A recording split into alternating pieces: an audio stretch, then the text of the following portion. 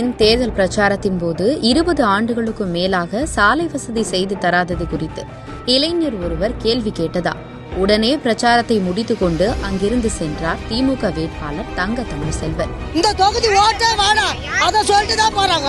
எங்க ஊர்ல எதுமே பண்ணல. திமுக கார ஓட்டுதாய். ஆட்டோ வராது. என்னது ஆட்டோ வராதா? அப்ப எப்படி பிரச்சார வாகனம் வந்தது என மக்கள் ஆதங்கத்தை வெளிப்படுத்தினர்.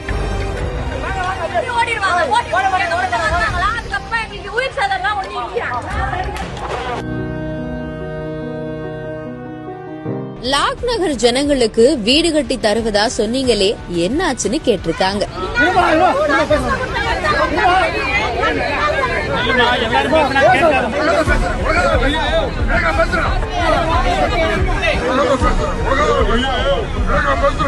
கரூர் கோடங்கிப்பட்டி ஆதிதிராவிடர் தெருவில் ஜோதிமணி பிரச்சாரம் செய்தார். அப்போது ஆரத்தி எடுக்க நின்ற பெண் ஒருவர் 5 ஆண்டுகளாக உங்களை பார்க்கவில்லை, இப்போ ஓட்டு கேட்க மட்டும் வந்திருக்கீங்களா என கேட்டார்.